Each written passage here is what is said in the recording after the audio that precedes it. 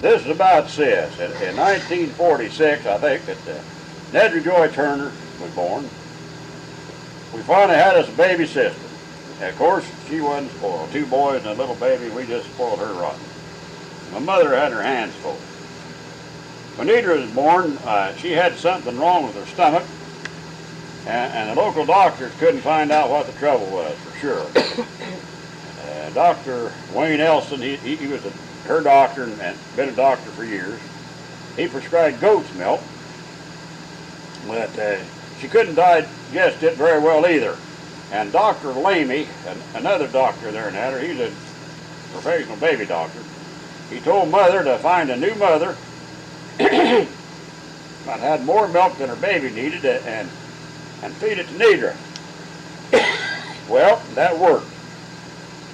Without going into a lot of detail, it was still quite a project.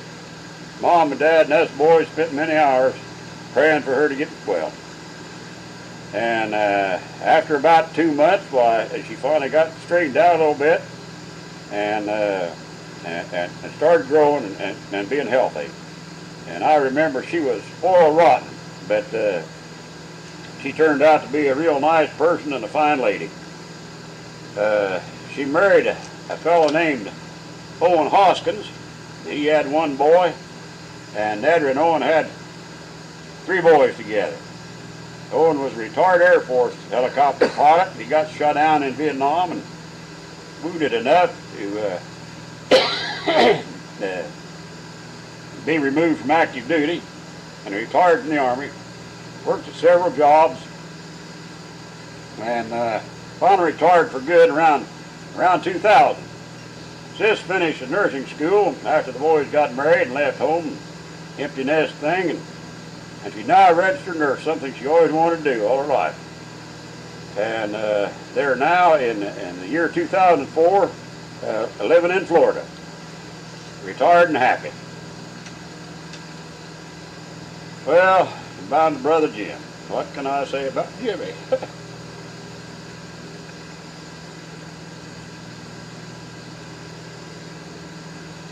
There are many brothers who'll never have the closeness and friendship that Jim and I had.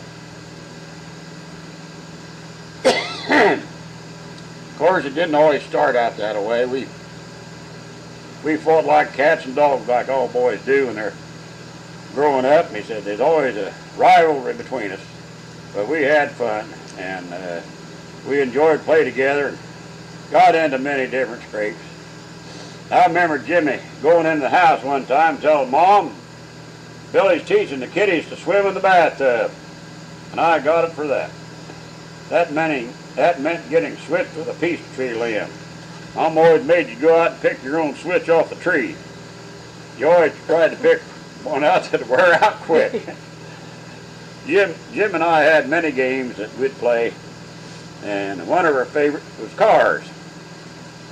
We'd go in the fields where the soil was sandy and make roads in the loose soil wide enough for little cars and trucks about the size of matchbox cars today, and we'd drive them and race them for hours. Dad had an old Fordson tractor with big flat wheels, and when it would go through fresh dirt, mud got inside the wheels, and as the wheels turned, the mud would roll into little balls. And sometimes they'd get as big as a golf ball, and we'd go out and collect these balls and lay them in the sun, and they'd just get hard as glass and just about as brittle. And you couldn't play marbles with them, but they sure worked good in slingshots and flippers. Jim and I, we had many good days playing together. We were given a collie female puppy by Lawrence and Iva Hunt. These were good friends of Mother's. I think Iva may have been boarding at Gothard's when Mom was. She was not one of the girls from Missouri. I'll tell stories about the Hunts later on. This little collie was a purebred and looked just like Lassie in the movies. And she was just as smart. At least we thought so. And after she was about a year and a half old or so, guess what? She had pups. 5 of them. Their daddy was one big dude. He belonged to the Shiveleys in the first house west. He was half German Shepherd and half St. Bernard. Well, Daddy said we could only keep one dog. Didn't make any difference which one dog. Well, that was quite a decision for 2 little boys. However, we decided to let Lassie and 4 pups go. We kept a male marked just like Lassie with a white tip on his tail. We called him Tippy. He grew up to be a very large dog. Both us boys could ride him at the same time. He had the muzzle of a German Shepherd and the heavy head of a St. Bernard. He was a good choice, very, very intelligent. He could pick out 20 cows by name and go drive them in. He was our best friend and buddy. Old Lawrence Hunt was out there one time, and he's the one that gave us the pup to start with, and he knew about Tippy and Lassie and everything. And Dad was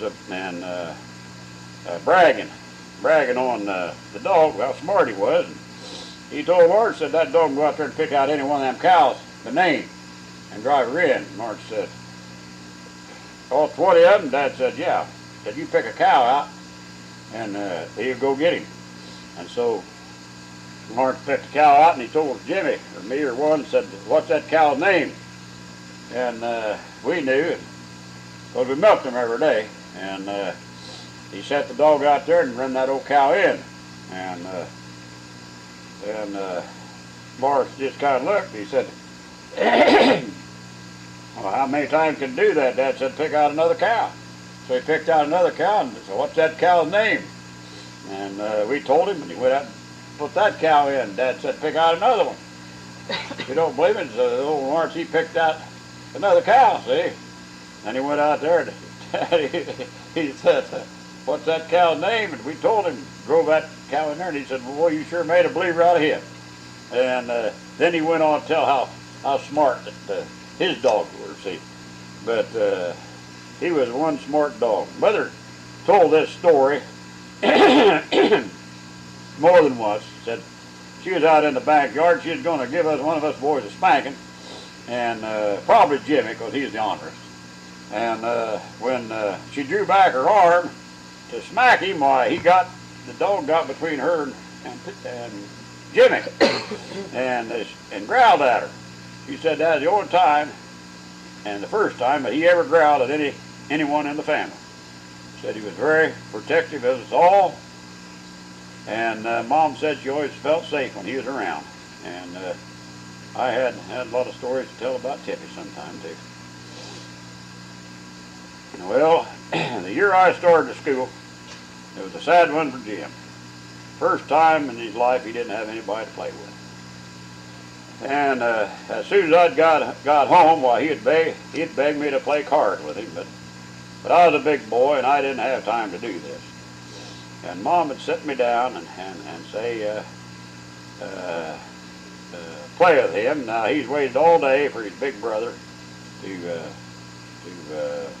come home and play with him, and she'd soft soap me and brag on me and us that I'd make me feel good just to go out, and so I'd play with him. We had our chores to do, and we'd gather the eggs, and those hens would sure peck you when you tried to slip your hand under them and get their eggs.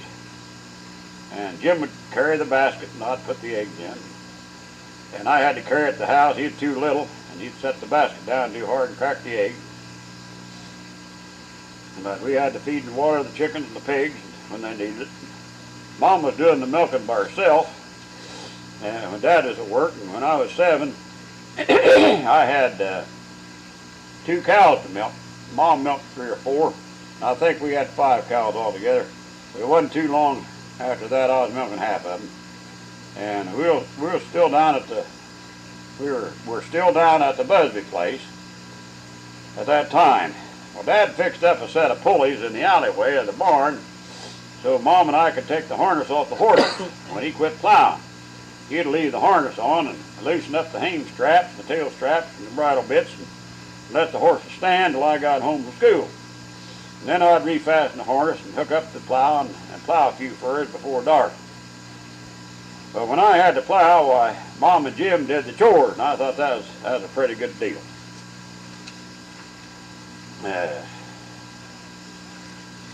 Plowing with a single shovel, walk behind plow with 2 handles on it to keep it up, upright. If you were strong enough, you could walk in the furrow. You'd just in the furrow you just cut. But if the ground was very hard, you had a hard time keeping it in a straight furrow. It'll either make a man out of you or kill you. It didn't kill me, but I was sure glad when old Dad bought that fortune tractor. At the end of the day's plowing, I'd pull the horses under the pulleys and loosen the collars and the breast strap and so forth, and fasten the ropes in the harness and lift it off the horse's back. Drive the horses out and pull the other horse in on the other side and do the same. And then take the horses outside and let them roll in the dirt. They really liked that. And then we'd pull them back in and comb them down and brush them off. And they was ready for bed. And so were we. As us boys got older, why, Jimmy helped out with the milking, and I took over took over the chicken and pigs. And I took care of the horses and cows. The first horse, the mare, we had was a big bay. Dad bought her at Kirk Sale Barn, north of Anderson. The wife of the farmer that sold her said that when the mare was a colt, she was his wife's pet. She followed her around like she was a dog. But she soon got too big for that, so they broke her to the harness, put her to work. And when she was about 3 years old, why, her and another horse was hitched to a binder, and is binding wheat. And something scared them, and they ran off and wrecked the binder. I think now there are probably 4 horses pulling that binder, because binder was pretty heavy, and I think it needed more than 2 horses. Anyway, when they wrecked the binder, it broke the pet horse's neck. Well, one of the men hit her in the head with a sledgehammer to knock her out or kill her, and so they could get the rest of the horses out, because she was really tangled up. And when the vet came to fix the horses, the pet horse was still alive. So they put her on a sled and drug her up to the barn, and she had a broken neck. The vet said he was going to put her down, but this farmer's wife said no, she wasn't going to put her down. So she took care of her and fed her and watered her while she was still laying down, made a brace for her neck, and finally got her to a place where she could stand up and eat. Well, they brought her back to health, and she could pull. The only thing was she couldn't eat off the ground without putting one leg out in front and the other leg back to her rear, almost kneeling down, so she could get her head down so she could eat grass. Well, Dad just brought her as a breeding mare. He's going to get some colts out of her, but he found out she was as good a puller as the rest of them. Well, Mom named her Maud, and she was the best horse we ever had. Dad, we also had a team that we rented off a neighbor, old Keith Zeller. And Maud, she had 3 sons, Dan and Prince and Jack. The last horse, he wasn't much. Dad used to say he wasn't much force. Now, the horse that straddled the corner post was Prince, and he was just a colt, and when Grandpa shot off the dynamite and tore up the harness. But he was 2 or 3 or 4 years old when that happened. But Jimmy loved those horses. He always wanted to come out to the field and ride one on the way back to the barn. Did this many times. Well, back in those days, when Grandpa would come out to work on the house, why, he sure took to Jimmy and me. He was always showing us how to do something, good or bad, depending on who was doing the telling. One day, Grandpa was greasing the axles to go on the wagon. Jimmy was helping him. My Mom come out and hollered, "Dad, Jimmy's eating that axle grease." And Grandpa said, "Without any bread?" And Mom got mad. And got even madder when I told the story at the dinner table, and Dad laughed so hard the tears came. She told him that was not funny. Well, we both had our chores to do, and mine always took longer because I was the biggest, and I had more chores to do. Grandpa would take Jimmy with him, and he said to keep an eye on him, he said. When you get your chores done, come on over to the camp. He also called the trailer something else. It meant kind of like a hobo jungle, and I can't remember what it was he called that, but whatever it was, Mom, she didn't like it, because it must have been kind of a dirty name. So we'd go over to the trailer, and he'd carve and whittle pieces of wood and show us things and tell us things we should have remembered, but didn't. Due to Grandpa's influence, and he put up some cash too, Jim and I got a pony. Grandpa and Dad were at the sale barn, and Jim and I saw this pony for sale. Well, Grandpa bought it, and we put him in the trailer, brought him home. Boy, were we happy. But he was a Shetland pony, a little pony, and he hadn't been trained at all. He was just wild as he could be. And that's why he got him so cheap. but Grandpa, he knew how to train him. Man, he hooked some stuff to him and babied him and fed him carrots and things, and he loved it. And he really got to loving us boys and Grandpa. And Grandpa just tamed him right down. And his name was Blackie. And of course, as he got older, so did he. I've looked everywhere, but I can't find any pictures at all of that pony. And I know there were several of them. And I think Jimmy might have taken them when we were sorting through the pictures. He sure loved that pony. I did too, but I didn't want to show it. I was a big boy. Well, when I was about 12 or 13 years old, Dad decided that Jim and Billy Joe had too much extra time on their hands. Ha ha ha. So he bought an old block and tire International hay bale. You talk about a man killer.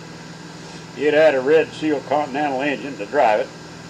I know because I still got the engine. It's out there in the shed. It had a pickup to go down a row off the hay, a windrow, and move the hay up an incline to a trough, where some poor dumb fella got to take a pitchfork and put a wad of hay underneath the plunger. The plunger would pack the hay into a square hole, and the ram would come in and shove it back into a square chute the size of a bale of hay. Then the blocks went in after each bale and was picked up when each bale was ejected as they went by. And as the blocks went by, a boy on one side pushed the wires through one side of the block, and the boy on the other side would tie the wires. And every time a bale come out, the block that was the end of the bale had to be carried back and put in a rack above the trough where the poor dumb guy was putting the hay underneath the plunger. Well, after the ram had pressed enough hay down the hole to make a bale, one of the boys who was tying the bales would say, "Block!" And the guy feeding the hay had stopped feeding, and when the ram was in the back position, raise the rack and shove the block down into the back of the bale and lock her in. And you had another bale. Well, the boys punching the wire and tying got a penny a bale. The guy feeding the hay got 2 cents a bale, and the boy driving the tractor got $1 a day. On a good day, we could bale 600 bales. Good money back in. It was awful hard work, and it ain't no doubt that you guessed by now who the poor dumb guy was doing the feeding. We paid for the baler, made Dad a few bucks, baled her own hay. One year we put up 2,000 bales in the old barn. Dad said never again. We cracked 2 beams and had to brace it up, and brace up 2 more. The old baler had been retired many years ago. When we scrapped it out, I kept the engine. I still got it in the shed out and back. Well, many stories come back when I think about my life on the farm.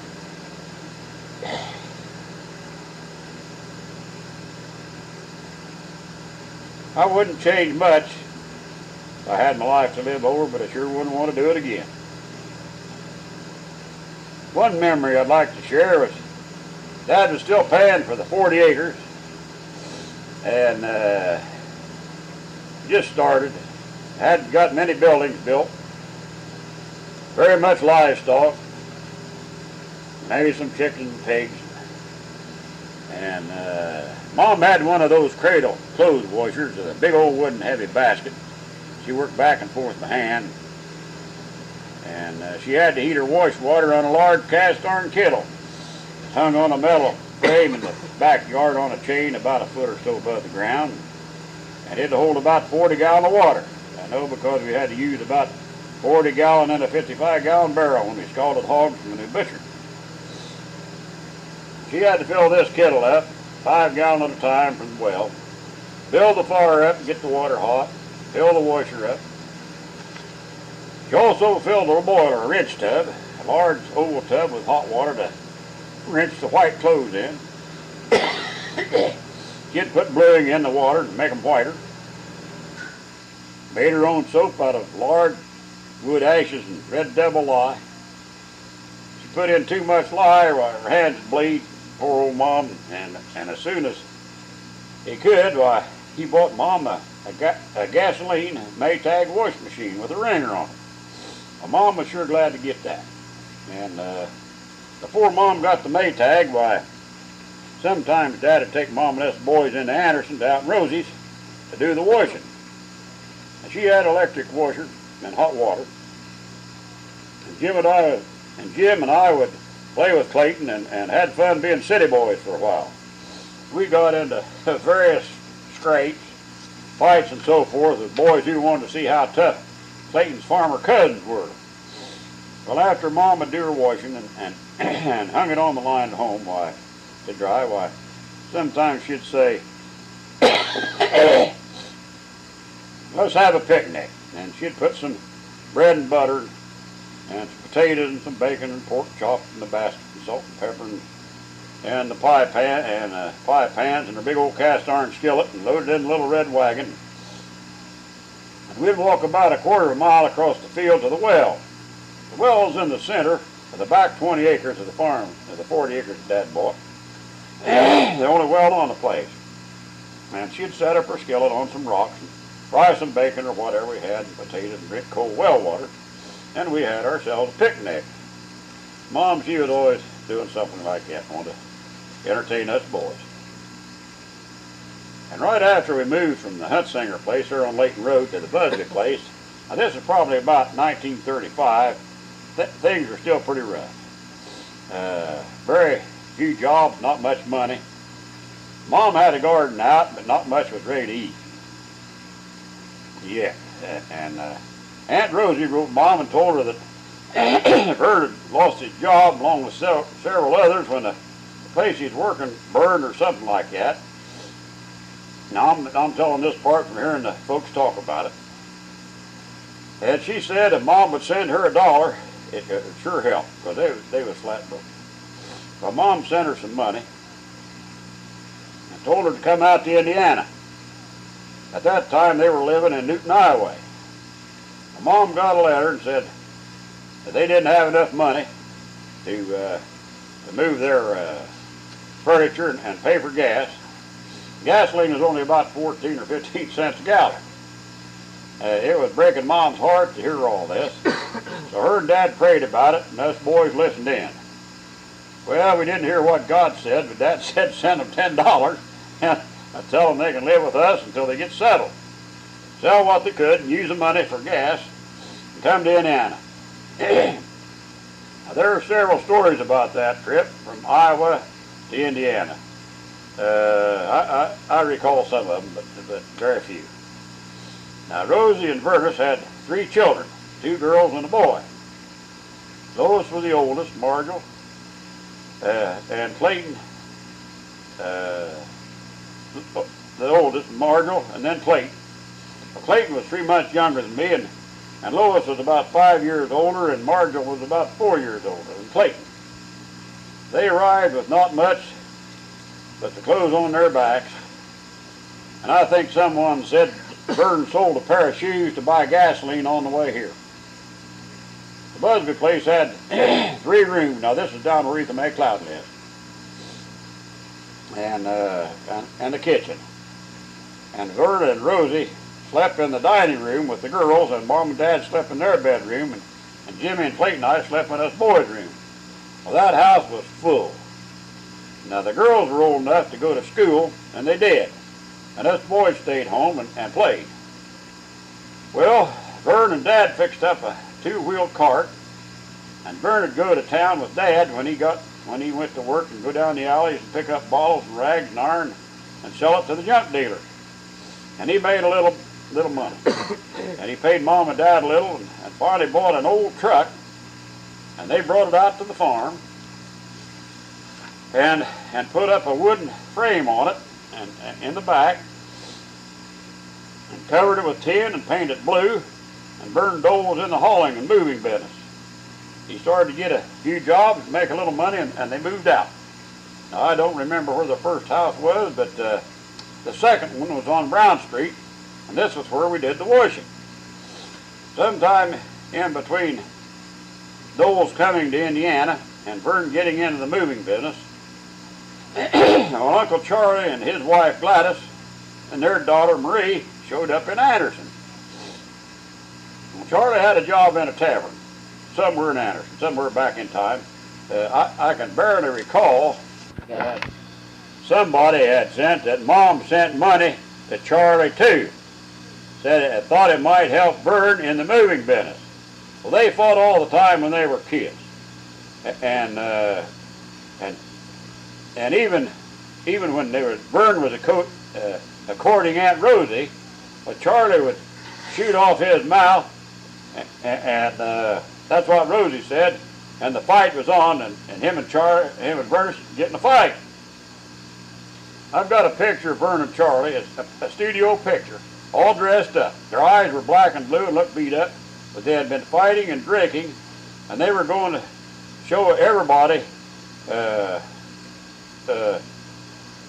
they were still friends.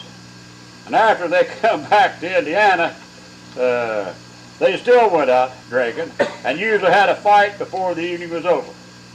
All Mother's love couldn't put those two back on the straight and narrow. Well,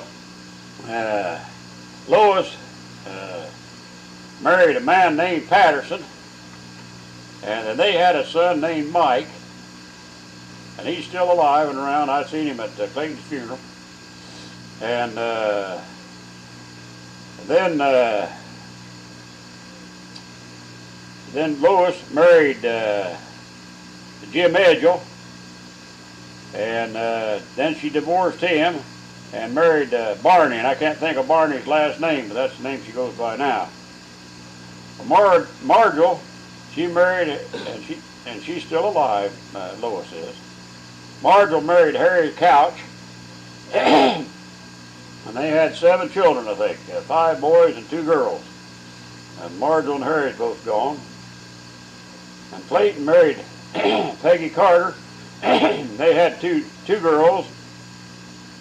They got divorced in the 50s, and Clayton remarried a lady named Sheila, a very nice lady, a good Christian woman, and they adopted a boy, and they live in Alexandria. Clayton died in 2003. Well, back to Uncle Charlie. He was still working in a tavern, and he got to be known as quite a character. Well, he had a reputation for being quick to fight, drunk or sober.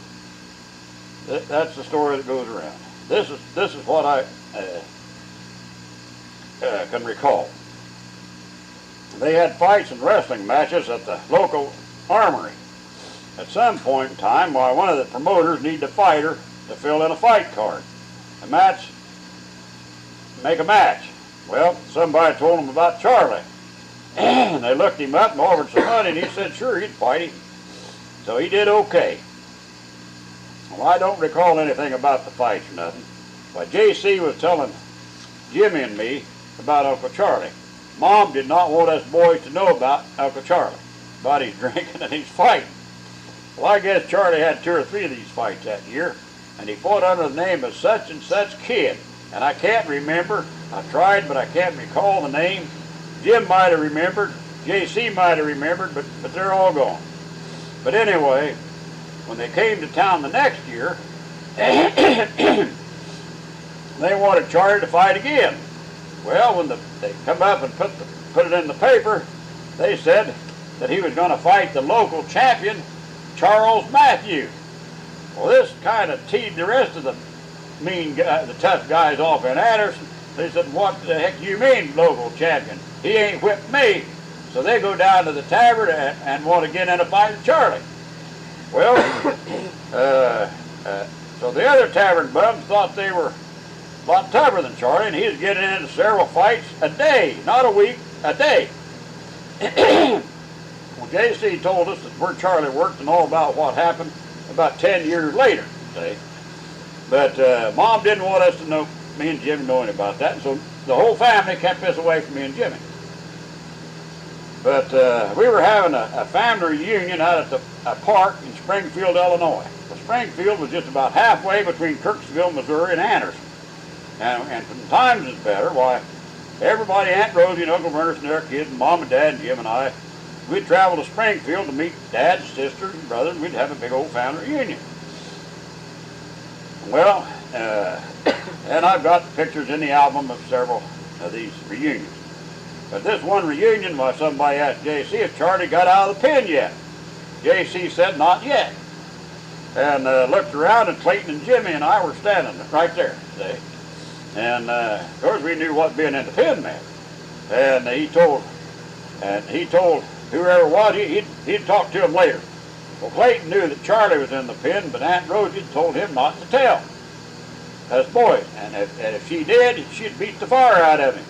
So he didn't tell until Uncle Jay said, not yet. So he told us, and later told his mom, and J.C. told us first. But anyway, later on, J.C. finally told the story. That one of these fights Charlie got into, he went out in the parking lot back of the tavern and hit this guy and knocked him out. Well, everybody went back into the tavern, and later on someone said that guy's still laying out there in the parking lot.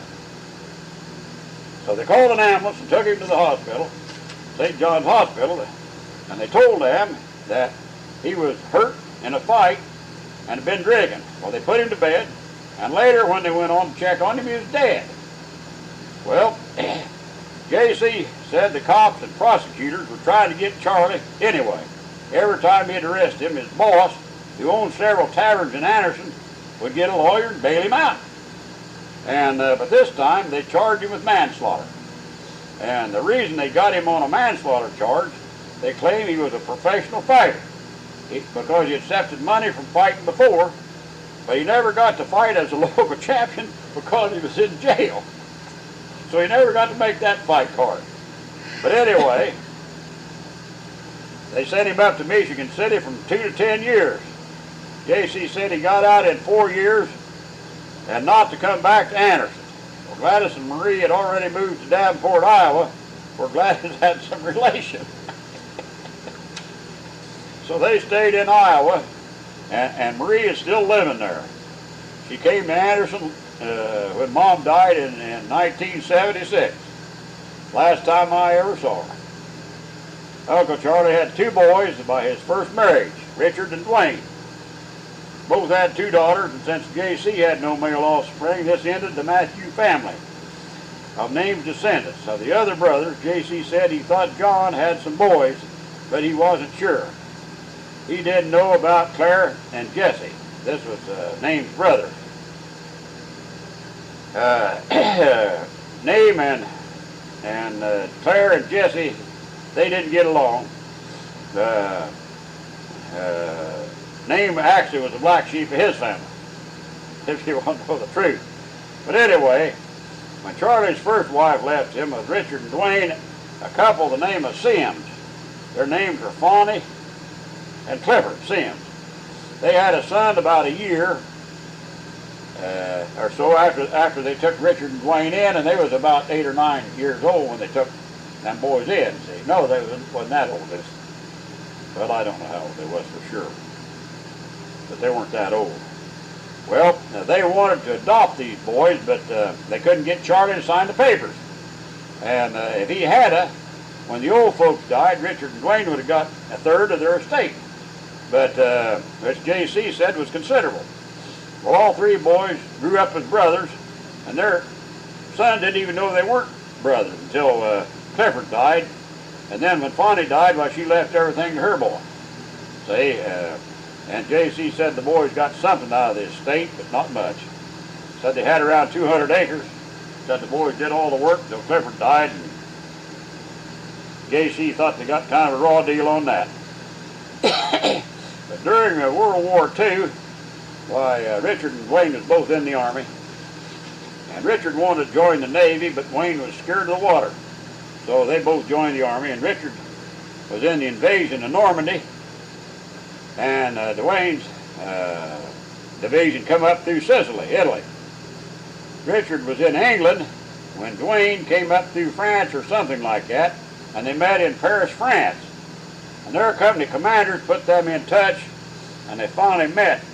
They had both been fighting in the war for a couple of years, J.C. said. When they met in France, a photographer took their picture of the Matthew brothers meeting in France. And it was in a magazine, and in the papers, and in the local Kirksville paper. See, of the Matthew brothers meeting here in Paris, France. And Mother had this picture. I've looked all over for it. I can't find it. But Mother had that clipping somewhere, and I saw it several times. But it's fell by the wayside someplace. But neither brother was wounded during the war. Richard was going through a park somewhere in Germany when the war was over, and a truck or car backfired, and he dove for what he thought was a hole, but it was a big black slab of stone buried in the ground. And he wound up in the hospital with a shattered kneecap, and he didn't get a medal for it either. He walked with a limp the rest of his life. And the Army never did pay him a disability, and people tried to get him to file a claim, but he wouldn't. Well, after the boys got out and started raising families, the boys had a job not too far from one another, and they're both very musical. They played musical instruments, and a guitar and a mandolin and a banjo, and they liked to play at the neighborhood gatherings and street fairs and stuff like that. Well, one day someone asked them if they'd like to sing on the radio, and they said sure, but they didn't want to leave their jobs, you know. And so one long they had their own show on the air in Kirksville, Missouri. And so one time when we was out there to visit, why, Aunt Rosie and Vern was there out there too. And Richard and Dwayne took Mom and Aunt Rosie to the studio, and they all sang some songs on the radio. And they introduced Mom and Aunt Rosie as their aunts from Indiana, and gave them a big introduction, and they sounded pretty good. Well, us boys and Dad and Vern was sitting in the living room at Grandpa's, listening to the radio station. We were sure proud of Mom. The only thing was, when he told the story back home, nobody believed it. Well, Richard died in the 70s, and Dwayne died a couple of years later, before Mother. And that pretty well takes care of Charlie's family. Well, we're back to J.C. Now, J.C. was one good old Uncle Jay. If there's ever one good old boy, he was it. If anybody had more friends than Jay, I don't know who it would have been, unless it's old Heck Kirk, the owner of the auctioneer at Kirk Sale Barn Anderson. J.C., his Mom's younger brother, was kicked in the groin by a calf when he was about 13 years old, and it ruptured him, causing a knot to stick out in his groin. He had a brace made back then, they called it a truss, and he wore it almost all his life. And when he married Gladys, she made him get it fixed, and for the first time in 50 years he was free of that truss. J.C. had many trials in his younger days through no fault of his own. When Mom and his sister was out in Pennsylvania, while J.C. went back to the farm, worked for his dad several years. Name taught him to work in wood, and not only to be a good carpenter, but to carve and make things, and how to square up lumber and fasten it together, wood pins and plugs. And I can't recall why J.C. saying why Name left the farm, but he did. He did say it wasn't too long after that Name sold the farm and moved to Iowa. In later years, I was married and had kids of my own. J.C. got talking about Charlie's dad. This was after Mother passed away. He said Name and Charlie were running a gambling house out in Iowa. I guess they was selling white lightning too. Said they were paying off the cops and had a pretty fair good thing going as far as making money. Charlie ran the poker game upstairs and Grandpa sold booze downstairs. But somebody got mad and pulled a gun, and Charlie threw him out the upstairs window, glass and all. Neighbors told the cops when they got there, said, "You better be careful, they already killed one guy and threw him out the window." He just paid a fine and was out the next day. Well, it wasn't too long after that Charlie came to Indiana. See? J.C. could and did tell many stories to Jim and me, and he came out from Missouri and later Illinois, and after he moved there, and he'd stay with us for a day or two and visit Mom and Aunt Rosie and all the family, and then go back home. J.C. was like his dad. He thought the world of Jim and me, and always brought us something, and it wouldn't be cheap either. At one time, he brought a bridle and a fancy bit for a pony. He took us to town one day and bought us cowboy boots. And Mom told him, said, "J.C., those boys will outgrow them before the summer." And J.C. said, "They probably will, Goldie, but they'll always remember the boots that Uncle J." But Uncle J.C. bought that. I haven't thought of that in 60 years, but Uncle J, I still remember those black boots with the red star on the side.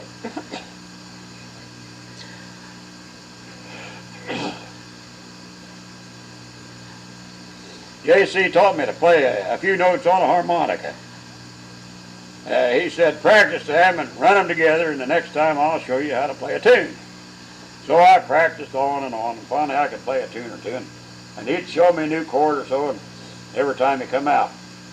Well, the last time I saw J.C. was out at his place in Elmwood, Illinois.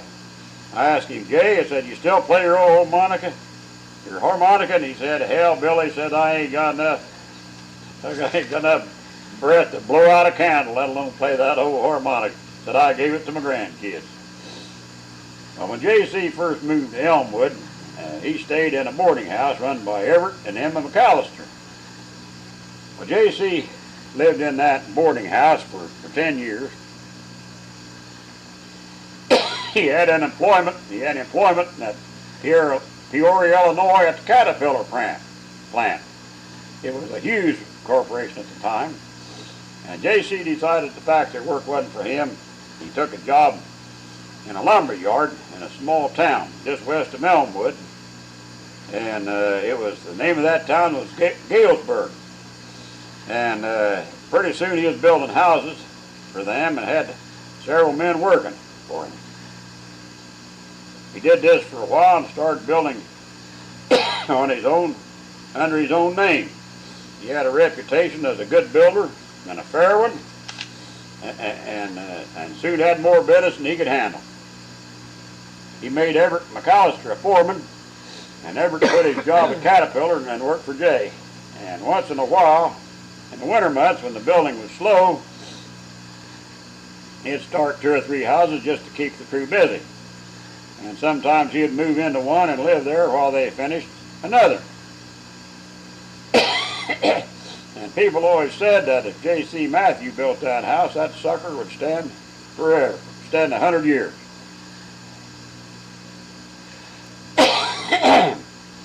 That's what Everett McAllister told me when we were out there to see J.C. when Connie was 6 or 8 months old. Drove a 1953 ship to see J.C. and Gladys. At that time, he was 77 years old. When they pulled in, Gladys said, "Boy, sure are glad to see you." Said, "J.C. just left. He's starting another house." So we went down there. He showed us a neighborhood in Elmwood, said they'd built every house but 2, and they had him over on one of them to fix these on something before they'd been there very long. In the whole neighborhood. And So while we was out there, why, JC asked me how'd I like to go fishing in Canada. I said, why not? Now Connie is only about 6, 7 months old now. And so we planned to go fishing that fall in Lake of the Woods, Ontario, and we were going to fish for lake trout. Well, lake trout stay in deep water in the summer, and they like cold water. In the fall, when the water warms up a little bit, it's about the same temperature they are when it's down deep. Well, they come up on the rocks and reefs and feed on the reefs. We had a fella, a friend of JC's, that had a fishing camp up there, and he told JC and let him know when the trout were coming up. And Jay was to call me, and I fixed it up with my boss so that I could take off whenever Jay called.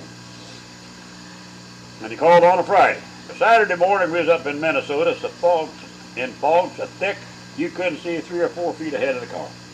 Well, we found a place and pulled over the road and stayed in the car all night. And the next morning, we found we was only about 3 or 4 miles from a little town. But we made it up to Canada and stayed all night at the Black Bear Camp and Lake of the Woods. And I'll tell some of these stories later. Fishing stories. Back to JC. In 1991, Gladys called on and said JC had a heart attack,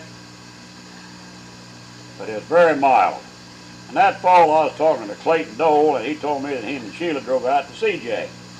And he was still doing okay. He was still working and liked to see us. So we drove out there. And we got there, I asked Gladys where JC was. Gladys said, I'll show you where he's at. Went around the corner of the house. He was up on a 30-foot ladder, 30 foot high, painting the end of his house, clear up to the top of the cone. And he was a tough old bird. He was just like his dad. Well, a couple of years ago, Gladys called up and said that Jay was dying of heart failure and it wouldn't last tonight. He said, tell Billy not to come. He said, I don't want him to remember me like this, so I didn't go. Gladys still lives in the same house in Elmwood, Illinois. Got a Christmas card in 2004, said she is still working and doing fine. There might be a few stories left in this old brain, but not much else, besides I about run out of paper. At some time, I'll try to record this. And Kevin said, what will you do with the recording? I told him I was going to put it on CDs and sell them on the internet at $10 a piece. Told him I was going to order 10,000 copies.